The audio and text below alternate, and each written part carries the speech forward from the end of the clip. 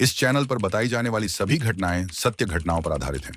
हम प्रत्येक विषय पर गहराई से शोध करके प्रामाणिक जानकारी प्रस्तुत करते हैं। हमारे उद्देश्य केवल सत्य को सामने लाना और जागरूकता फैलाना है। कृपया हमारे वीडियो को ज्ञानवर्धक दृष्टिकोण से देखें।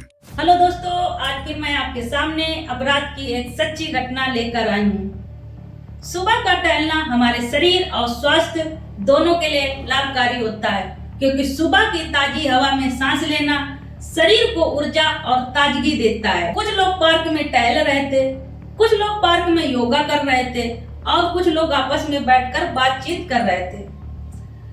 तभी कुछ लोगों की नजर पार्क के उस कोने पे पड़ी जहां पर दो पोटली पड़ी हुई थी। उन पोटलियों को देखकर लोग आपस में बातचीत करना शुरू कर दिया कि इन पोटलियों में क्या है, कोई कचरा है या और कुछ। कुछ लोग उस पोटली के पास जाकर देखने की कोशिश करते हैं, लेकिन किसी की छूने की हिम्मत नहीं पड़ती।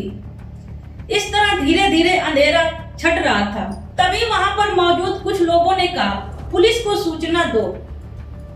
पुलिस आकर देखेगी कि आखिरकार इन पोटलियों में है क्या। पुलिस को सूचना दी जाती है। सूचना मिलने के बाद पुलिस भी थोड़ी देर बाद आ जाती है। जब पुलिस उन पोटलियों को खोलती है तो लोगों के होश उड़ जाते हैं, क्योंकि उन पोटलियों में कोई कचरा नहीं था, बल्कि एक लड़की की कटी हुई लाश थी। लाश को देखकर ऐसा लग रहा था कि कत्ल करने वाला बड़ी बेरहमी क्रूरता के साथ चाकू गोद गोद कर हत्या की, क्योंकि लाश की सारी आंतड़ियां बाहर निकल आई थी। लोग भी इस तरह की लाश को देखकर हैरान हो गए। पुलिस ने लाश को अपने कब्जे में लेकर पोस्टमार्टम के लिए भेज दिया और जांच पड़ताल शुरू कर दिया। आखिरकार ये लाश किसकी है? तभी पुलिस को याद आया कि आज रात 1:30 बजे यानी 17 सितंबर 2006 की रात 1:30 बजे इंदौर के मोहल्ला सराफा के रहने वाले एक बड़े व्यापारी जमुना दास पुलिस थाना आए थे, जहां पर उन्होंने अपनी पत्नी धनवंती, जिसकी उम्र 42 साल, और बेटे मनोज, जिसकी उम्र 21 साल, और अपनी बहू, जिसकी उम्र 19 साल, तीनों की गुमशुदा की रिपोर्ट इंदौर के जूनी थाना में दर्ज कराया था। पुलिस तत्काल जमुना दास को थाने पे बुलाया और जमुना दास को बताया कि एक लड़की की लाश कटी हुई पोटलियों में बंधी हुई पार्क में मिली है, और कुछ सवाल जमुना दास से पूछना शुरू किया। ये सुनकर जमुना दास के चेहरे का रंग उड़ गया और वो जोर से घबरा गया। चेहरे में पसीने की बूंदें टपकने लगी। ये देखकर पुलिस को शक हो गया कि जमुना दास जरूर हमसे कुछ छुपा रहा है। पुलिस ने जब अपने हिसाब से जमुना दास से पूछताछ शुरू की तो जमुना दास अपनी पत्नी धनवंती और बेटे के बारे में बताया। पुलिस दोनों को पकड़कर थाने ले आई। लाने के बाद तीनों को आमने सामने बैठाकर सवाल पूछना शुरू किया।